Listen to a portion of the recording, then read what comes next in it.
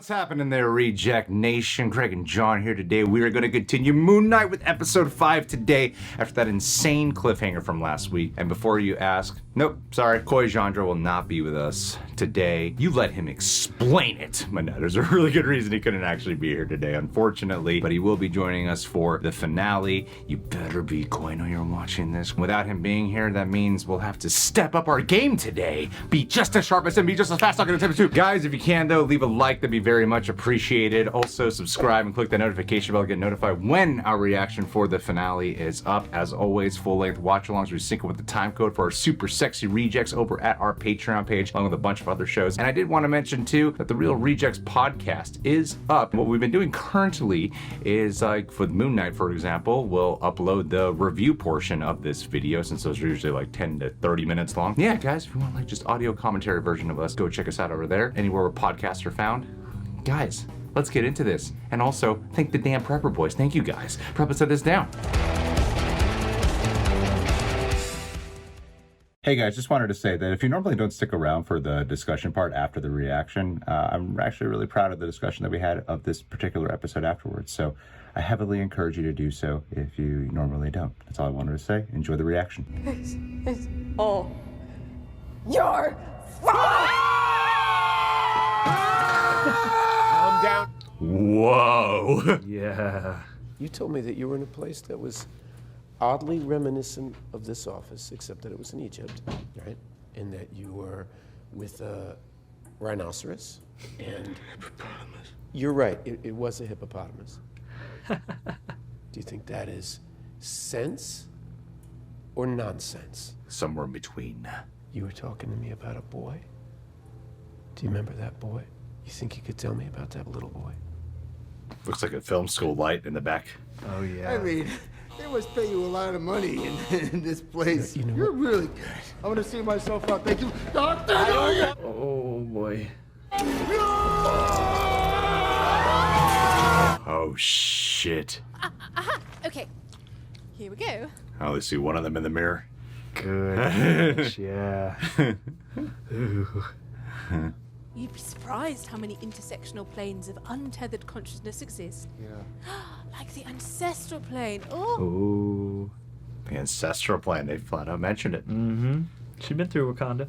Right through these doors, for example. We go through here, there's gonna be a bunch of patients, and there's Crawley, probably about to yell, bingo! Oh I called it! As I said, they're on a boat. Absolutely. Well done. well, if your hearts are balanced in life, then you will spend eternity in paradise. The field of reeds. But before we get there, I've just got to do a quick little... Oh, boy. Ha! She's weighing our hearts on the scales of justice. Mm-hmm. Oh, nice. What if they don't balance? You get thrown overboard. Whee! The dead will drag you down into the duat. Kill the hippo, steal the boat. There's chaos in you. Yeah, buddy. Why is it moving like that? I don't know. I do not have a card for this. This boat contains all of a life's memories. But my advice, you get in there and show each other the truth. Flashbacks. And bring us Jake Lockley. Yeah, I don't know, it's the street. You know, how many streets have you walked down your whole life? There's a cab in the back. Oh. Dubai. Oh. Gotcha. They're all yours. What, do you know these people? Yeah. Kept wishing I'd fail, and one of them would kill me instead. The healing ended up being a curse. Fuck! You're not helping our afterlife? Little Mark. What's your name there? Oh, hold on there. Wait a moment. Wait a moment. It's little Mark running off to his bat mitzvah. Mazel tov! Open the door! Open the door! Mom? Food's ready. The mom. I'm not hungry. Want to go to the cave? We'll eat later. Boys, we've gone too long. Got J.J. Abrams to be in this show, man. And great cameo. Late as gate is. Mom said not to when it's raining. It'll be fine. Don't be a baby. Ain't nothing bad gonna happen today, do we? Wrong kid died.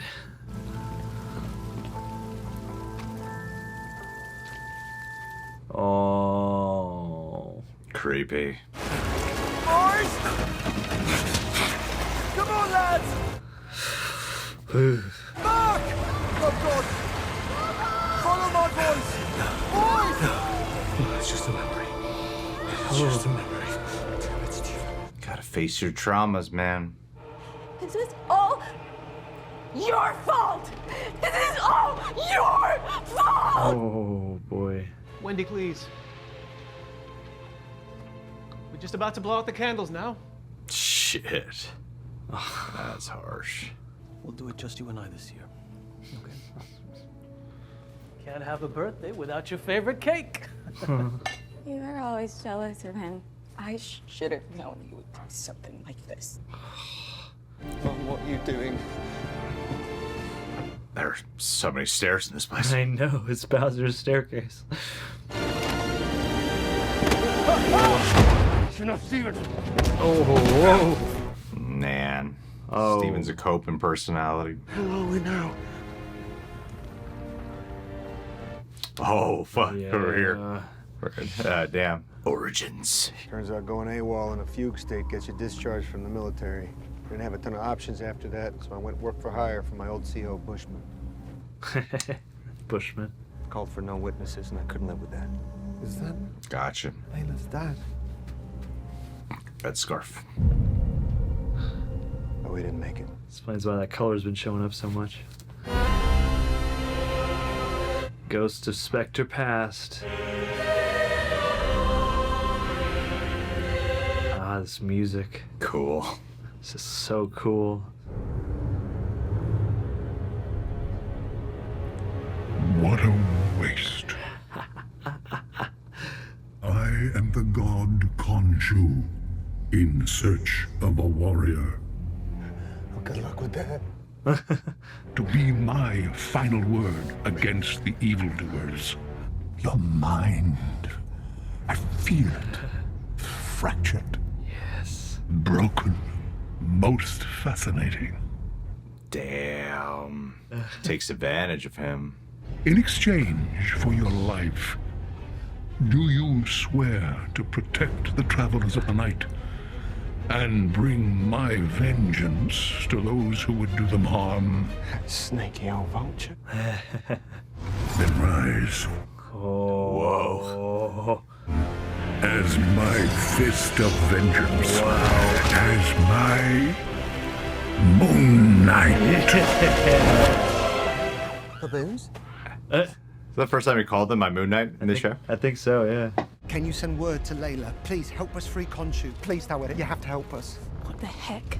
Hey. Cyrus is not going to like this. Hey! Where is the old dog anyway? His fall off the boat.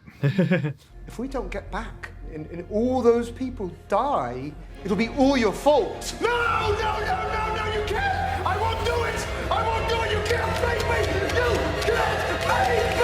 Oh, wow. Ah, this bastard. Yeah. Wow.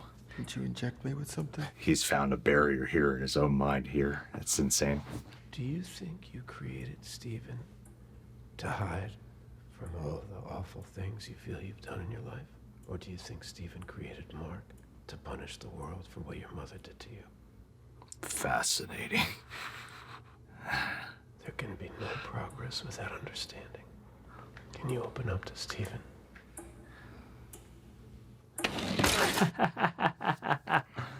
He still needs a guide. Open this door right now. Just let my mom. Open this door. Oh boy. Bloody hell. Look at the state of this place. Better sort it out before Mum sees it. Wow. Oh. He just scales. Knocked his Stephen Grant action figures off the table. Even Grant has no fear. Open the door right now! You're gonna learn. Oh. I want to see what she did. No. Not meant to see that. That's the whole point of you. Oh, ouch. What, you want to remember the truth? That you had a mother that beat you? That made your life a living hell? You're lying. You're just trying to upset me. But you've gotten to live thinking that she loved you, that she was kind, that she's still alive. Oh. God. She's alive. I speak to her every day. What are you talking about? You're always leaving messages. No, thank you. No. Let me out, let me out, let me out, let me out, let me out. Let me out, let me out, let me out. Whoa.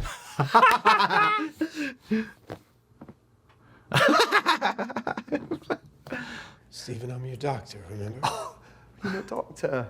I'm here to help you. Dr. Harrow, yeah? Is it? Yeah, look at that. Wow. Well, you've really gone up in the world, haven't you? Little haircut. Little silly tash there. It's very Ned Flanders. Yeah. Hokely dokely. After your mother passed. That's not true. Oh, I'm so. I must. You be say that mistaken. again. My mother is alive. You say that again, I will freak out. I promise. I must be mistaken. What do we call her? Hold on, let me just get down. No, actually, don't do that. Hello, Mrs. Grant. Poor guy. Stephen's here. He'd like to speak with you. Stephen. Oh. Almost dead. Oh. Acceptance, man. Poor dude. Oh. Explains why he's dating such a horrible person like Layla, who abuses him. Yeah. It's just recreating.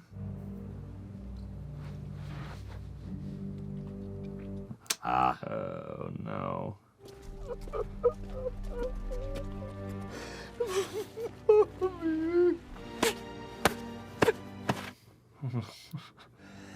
Oh.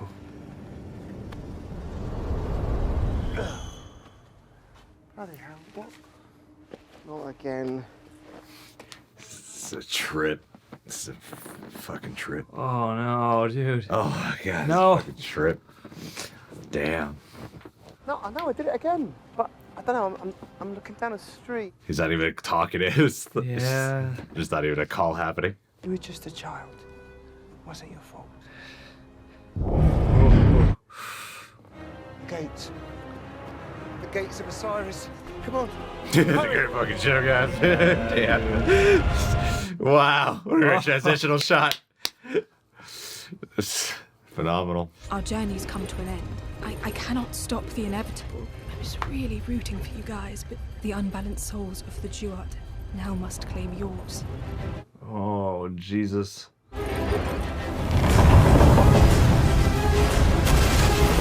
Oh, oh no. Watch out, watch out! Neat. Oh. Oh no! Ooh, creepy.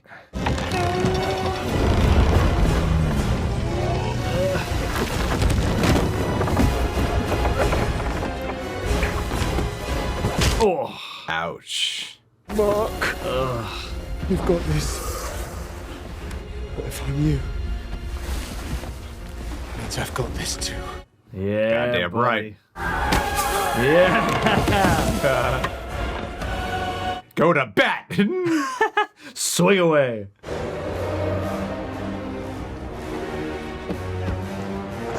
Oh yeah. Boom.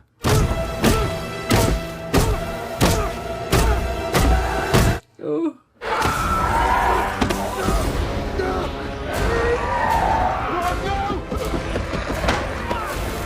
No! What have you done? Stephen! Stephen! No! Wait! Wait! Huh? Wait! Stephen! Run! Wait! Run! Keep coming! Keep the stop the boat! Stop the boat! Wait! Wait!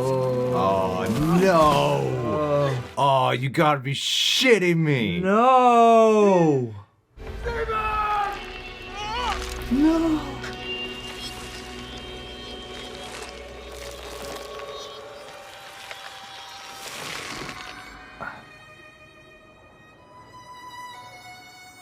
It's like being frozen over in space. The scales are balanced. No. Don't let Stephen go. I know. Don't. Keep the chaos.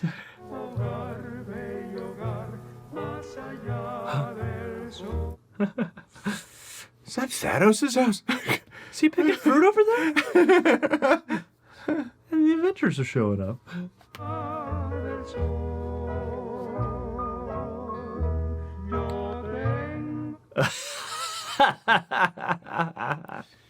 It's just one moon.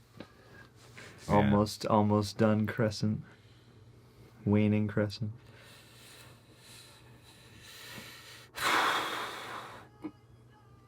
Wow, what an episode. Yeah, it's pretty beautiful. That's one process. Yeah. I love that they didn't shy away from just going full-on psychological inversion, you know? Mm-hmm. Psychological warfare. Is that the first time they really explored the abusive mom angle? It feels like it, or at least in a way that feels like focal, you know? Yeah. Well, it's a fascinating way they're handling this because, you know, most mediums would do the thing of... There's still three faces. Who's in that other sarcophagus? Yeah. Most mediums would do the angle of just commit to the whole thing that it's Steven's a made-up personality in his own mind, that it's just it was a coping mechanism. The fact that that soul is there in the underworld, the afterlife, shows that that soul is very much real. Both souls are very much real. Both people are very much real. It's really fascinating when you do it. Oh, damn, I thought we were. Yeah, I know. You bastards! You bastards! You bastards! How could you? God, yeah, let's talk about it. All right, guys. I really feel like this is going to be the best discussion we've ever had. Thank God Coy's not here to ruin it for everyone. Jesus Christ, talking so fast you can't even hear the points. It's like, we don't need, you don't just shut up. Ooh, all your Shut comic books that you read. This isn't the time, Coy. Or place. No, I like to be totally frank. Like this hits all the cylinders of everything that I particularly am very much gravitated towards in any medium, no matter what it be, comic book show or whatever. This is, if my passion in life is actually writing. And if you've ever read anything I've ever written, if there was a Marvel episode I would have written, it would have been this one. Except all the Egyptian stuff, I wouldn't know what to do with that. But all the other things, I'm like, yeah, that's like my jam right there. Absolutely. That's what I love. That's the stuff I love. And it's cool watching this, and like my thoughts just started firing because I start seeing all this like connective tissue of what they're doing with this character, with these traumatic wounds of guilt and shame, and watching how the recreation of certain things happens with the psychological recreation, meaning you attract,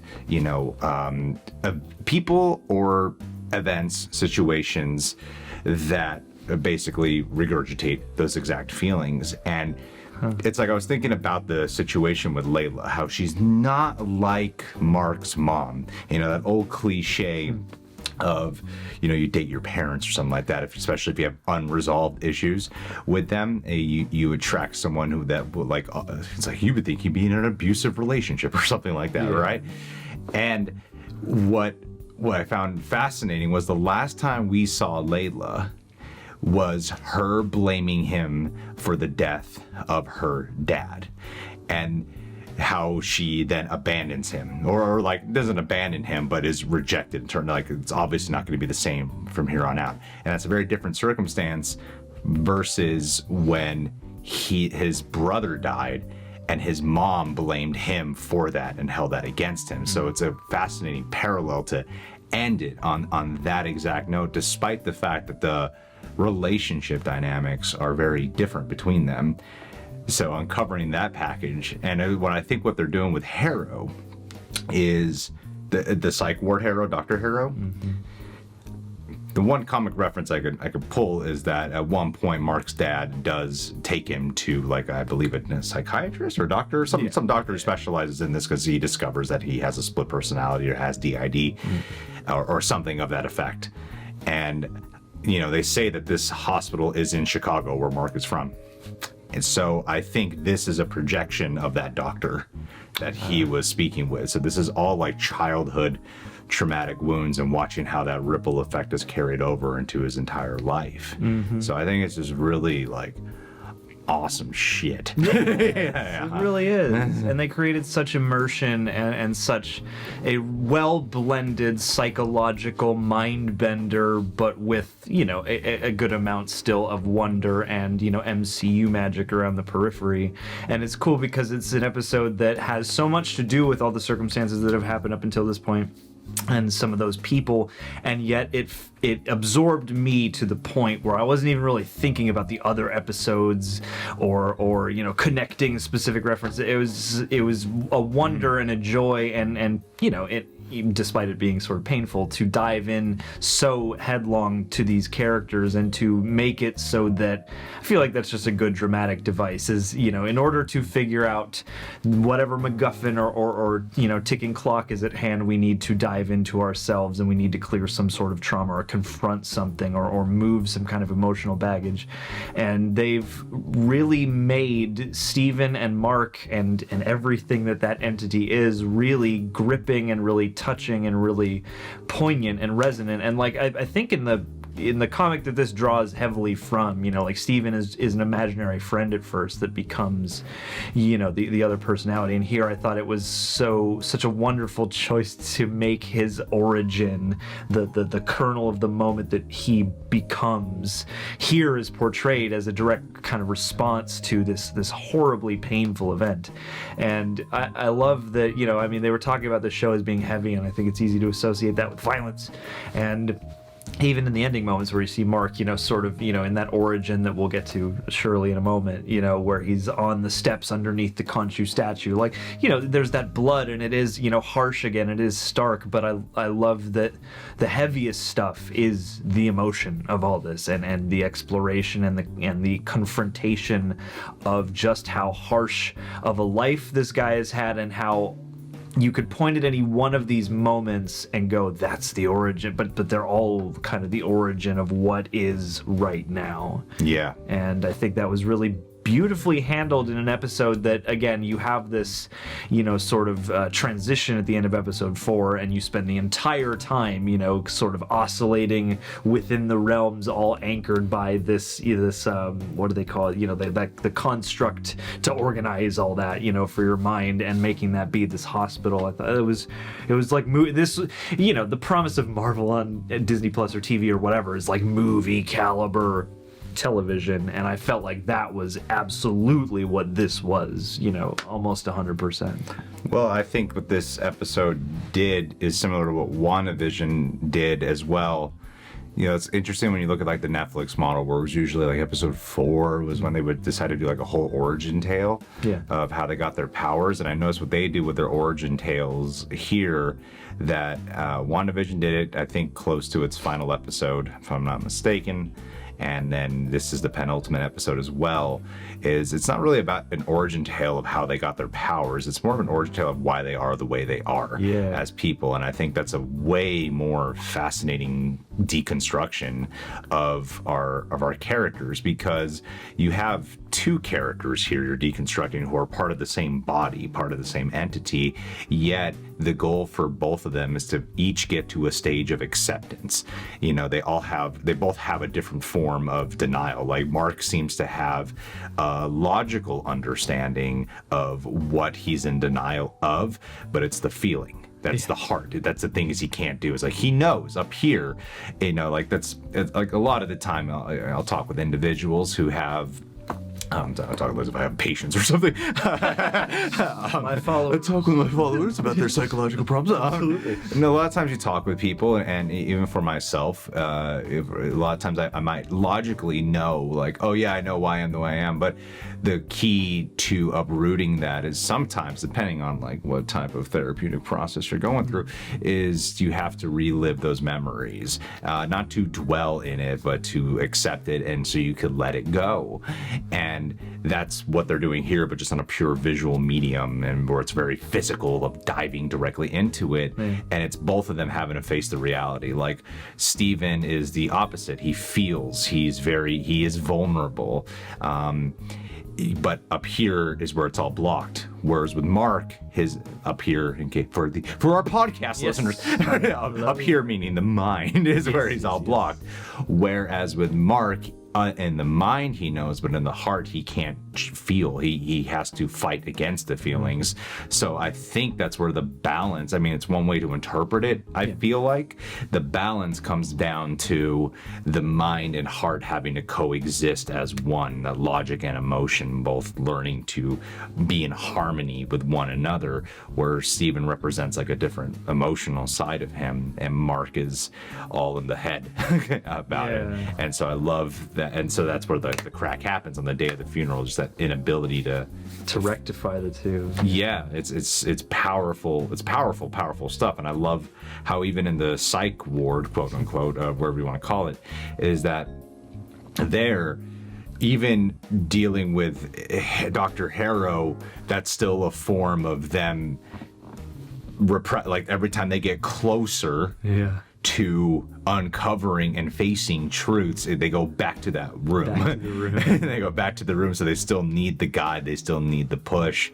That's still them, both of them fighting against the truth, because even Steven, when it comes time for his big truth, the thing he can't face, which is the death of their mom, he fights against it and escapes, so it's a neat correlation as to what's happening, and to get the answer to of like, this is mom real, what's going on there, and it's interesting the choices of the female interest they've had with and I don't know how intentional this is. There is something similar in appearance and look that they've done with the first person that's asked out, who I still think is Jake Lockley, in the first episode, who asked out to dinner, get the steak. And Layla and the mom, they all are kind of similar in appearance. I don't mean that in like a racial stereotyping way. I honestly don't know the races of the other two. I don't know the race of the other actors. But there is a likeness that does kind of reflect who his mom is at the same time. So it is like very psychologically poignant. And then of course, you get all the cool Egyptian stuff too, of going to like I did start, there's only one point where I started getting pulled out going, is Doctor Strange gonna do this? Because you see those like zombie characters in there. I know, right? And you're like, oh, they're gonna look the same, they're gonna have the same design. Is this what this is? Are we going there? Is it crossover time? Is it time for the MCU to break through and become an alternate personality of this show? Well, that's what they look like. What is that called? The Duat. The Duat. The sea of the dead sea of the dead souls. Well, you see, it's an interesting prospect, because if you're looking at Marc Spector as just a pure individual, or like most movies and shows will take the approach of, you are a thing I have created, I have to let you go so I can be in harmony with myself and be one complete. Where I don't feel like the show is going that path, especially because it's penultimate. I don't think the show is going that path. I think that the bigger realization has to be, presuming, because where the wrench gets thrown in here is like, let's presume for a moment that him being at the Field of Reeds at the very end is indeed real, or is this still part of his mind? I'll go off the presumption that it's real. Now, it's like, how does he get out of there? Because he has to come back. It's the penultimate episode. He has to come back to Earth. Join forces who can't you, stop Harrow. You got to do all that shit. I don't feel like the answer, though. With the unique approach with this, I don't think the answer is to put Steven away. Yeah, it doesn't. Without going too much into the spoilery comic book things, I feel like they're going towards something that will probably mean that these characters will continue to coexist in Marc's mind. And if anything, I wonder if they're going to bring in that theme of leaning into that chaos in your heart and mind that kind of comes up in the book. Yeah. Because that I could see as a clear route of perpetuating this character and making it a thing that can easily keep on going. And two, I feel like maybe at the end then we might get a Jake Lockley tease. And as much as we've sat here and been like, where's Jake? I've, at least as of this episode, really enjoyed the choice, or I feel it rewarding that they kept it to Marc and Steven and had that be such a lucid interplay. And two, like I'm excited to go back through the show and just pick up all the different, I have to imagine there's an expert kind of correlation between all the different little visual motifs or faces of people who show up, or it's like the scales popping up, or you've got the Stephen Grant like toys and things like that show up, and all these different things. But two, just I loved what Ethan Hawke was able to do here too, because I enjoy this version more than I enjoy Arthur Harrow, to be honest. About to say because Arthur Harrow becomes a little one-note comical. The further you get from the main plot, the more I'm like, I love what Ethan Hawke. He's good on the mortal plane as this pseudo avatar of Amit or whatever, but him as Dr. Harrow, I think has been terrific to watch, because when you're removed from the circumstances of the plot, it's like you have that to inform your perception of the performance, and so it adds to this whole off-putting, uneasy, uncomfortable, the episode does manage something I think is really hard, which is kind of translating what a sort of insanity, or at least being, I have to imagine, at least the way they portray it here, this interclashing of personalities has to be sort of jarring for a person, and having so many loops where you have to question your own sanity, it's very jarring, and I thought they captured that really well. And I loved how you almost have Ethan Hawke at the center of it, with just the most warm and beautiful presence that becomes benevolent at times. It almost seems like he legitimately does get Steven at least to that point. That whole scene with the phone I thought was really beautifully handled, and when he finally holds it himself and hears the dial tone, I thought that was a beautifully supportive scene between the two of them. And Harrow, for whatever his plan is on actual Earth, I feel like could be one of the most memorable MCU villains, to me anyway, partly because of all this stuff is man, that is a character, whether or not the main plot stuff is all that satisfying in the next episode, or just amounts to, we gotta vanquish him, we did it. Well, I think with Dr. Harrow, it's so perfectly suitable to have the Marc's and Steven's own projection of the Doctor. I mean, I'm under the assumption that Marc Spector did have a doctor at one point in his life, and that's what we're dealing with. They gave enough clues indicating where this hospital is located, and a very specific name of the hospital. It sounds like this is an actual part of his past. Mm-hmm. To have the villain to have the Doctor have the face of the villain on Earth, Arthur Harrow, because that Doctor, for someone who is in that much of a denial process, considers them a threat to their well-being, because they fear having to go inside and twist the reality that they have made up in their own minds. This is a reality that I'm not talking about specifically a person with DID. I'm obviously not that educated on specifically that subject, but on a basic human level, I think that's what they're doing with him. So I think because I kept wondering why choose Ethan Hawke to specifically be him, because when you're in a situation like that, you view that person like the villain, especially because I imagine that Marc did not voluntarily go see this doctor. Mm-hmm. I imagine that he was sort of, as a young person, was put there or to be studied or to try to work through this, but didn't admit himself at the age of a consenting adult. Yeah, absolutely. As the sort of last resort, we're just going to put you here, and that's probably going to make the whole thing seem colder and more adversarial. Yes, and without having like of parental figures to truly trust, I think that bleeds over too in the previous episodes. Like you see it here with Khonshu taking advantage of him,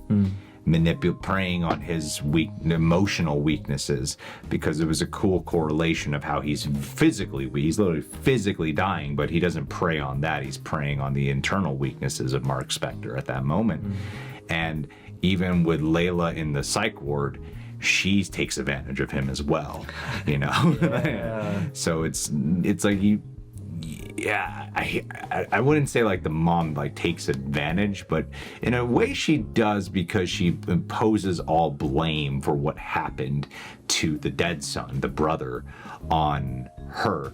And it's cool that what they've done with Steven is he's not just a coping mechanism, he's also a void he fills the void for what losing the brother left behind. He found a brother there. So I think what Mark has to get to is a point of realizing, like, Steven, you're not a separate person. You're not me. Yeah. I am you as well. And like they have to, and like Steven was accepting that on the boat. He was accepting that. You see him doing that. Like, if I can do, so that's why he gets the bad. He's able to like mess up some of those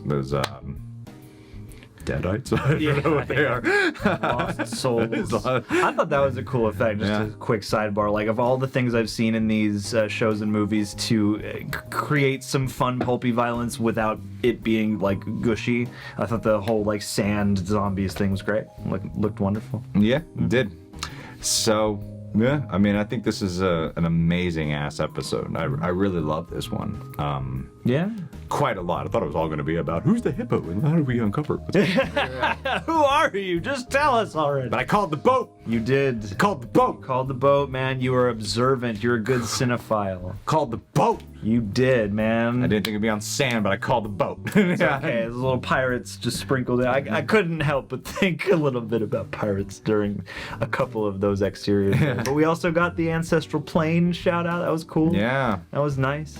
It seems like the MCU has like some version of I don't know, some dimensional underworld. There's pocket dimensions of the underworld. It's not like, it's not like traditional Christianity, which is earth, heaven, hell. Yeah, like, that's it. You get one of the three, and you like what you get. And it's not just Egyptology. It seems like how they embrace this is there's like pocket dark dimensions or something else, afterlife dimensions. It feels like the metaphysics is informed by whoever's perspective is experiencing them. Yeah, like the ancestral plane within Black Panther, wherever freaking Thanos saw Gamora in Infinity War after being on it's like a Vormir. I said Voldemort. Oh yeah. Rohan. Yeah, after being on Vormir, and then here it's like they have, and it seems like Doctor Strange will probably explore more of that too. Yeah, this was a phenomenal episode. I thought it was phenomenal, and I'll end it with this. I have not seen, last time I felt this way was with the Netflix shows. I really hope that when Emmy season rolls around, and I don't really give a shit if I rarely watch I only watched the Oscars this year because I was in a voting pool and I was just hanging out with friends drinking, and fortunately it was the best Oscars ever. Fortunately, we got the slap in it. Yeah, fortunately it was amazing. I really do hope that they consider Oscar Isaac, because he is incredible in here. He's absolutely incredible. It's not easy what he has to do, and kudos to because I can get distracted from time to time of, I rarely become aware that there was a ton with any scene with Mark and Steven that Oscar Isaac had to do is take his Mark, and then he had to do a Steven, and then they had to splice it together. Yep. I rarely become aware that they had to film it that way. I usually am just so pulled into the performances and what's going on that I don't question it. I don't think about it. I'm just buying two completely different people. And then when you have scenes like post-funeral, when he shifts in and out, it's like it's not only impressive. I'm not even. I don't know how to put it into words. It's just such damn good acting, and he knows how to embody both, and he can switch in and out of both characters. Oh yeah, insanely well. It's incredibly lucid. Yeah, for sure. And now I just hope that next week they can really I hope they stick the fucking landing, man. I really hope they do. Because it's funny because this is an episode where it's whatever led before it and whatever is happening after it, I was this is one of my favorite all-time just episodes of the MCU thus far. And yeah, now I'm just there seems like there's a lot left to do though. In one episode. I am a little nervous if they can stick the landing and not just turn into, because it seems like it's set up to become the problem that some of these things fall into, which is big battle episode. Yeah, that's what I don't. I need to get to Khonshu and become Moon Knight. I want it to be a bunch of chaos now, and then have all plot and little I want to carry some of this juiciness into that next episode and to really feel the all the elements, because you start out with more of the fun and the mystery, and then you get into the deep psychological, and I hope that the last episode combines both. Yes. Yes. It's neat when you think about the character of Mr. Knight in the comic too, of a badass detective in a way. Yeah. Whereas Moon Knight is pretty accurately portrayed through Marc Spector here. When you think about Mr. Knight and how different Mr. Knight is here versus the comic, where he's much more comical, but that goes to accentuate the psychological association of embodying a personality that is fantasy fulfillment, because that's what Stephen Grant is. Yeah. He's an embodiment of fantasy fulfillment, and right down to the name being pulled from some movie that apparently young Marc Spector was obsessed with that no one's seen. It's the best movie though. Yeah. Dr. Grant. Yeah, Dr. Grant, and it's funny because Dr. Grant is what looked like Layla's dad in the comic, whatever her actual name is that I'm blanking on right now in the comic. But yeah, guys. Marlene, I think, I want to say Whitney, but yeah, I think you're right. Whitney. Yeah. They named Bushman. Bushman, they did. Not Frenchie. Even though Frenchie's on the phone. Yeah, I think that's all that's gonna be. I think DeCamp will come in later, maybe, but he says Bushman is his partner. And they called that too in the new Rockstars breakdown. We at least brought it up that I'm it was Bushman. Yeah. Just research. Yeah, do research, you rock stars. You guys know what you're talking about. What do you guys got? We clearly know more. We can pick up a thing where you might have glossed over it. How do you feel now? Probably don't even notice. All right, guys, thank you so much for being here. Keep a lookout for our finale reaction. Coy, you're not missed at all. You can rot in hell. Yeah. I hope you fall into the two eyes. Your soul is sucked down into the sands. I hope you're doing miserably right now. Never make it to the field of reed. And yeah, we'll catch you guys soon. Thank you so much for being here. But let's shout out some patrons. Josiah, I admire ya. Pendley, you're the one for me, NMB. Randy, you taste like candy Bane. Jimmy Burns was the name of the guy in The Mummy who got his tongue ripped out.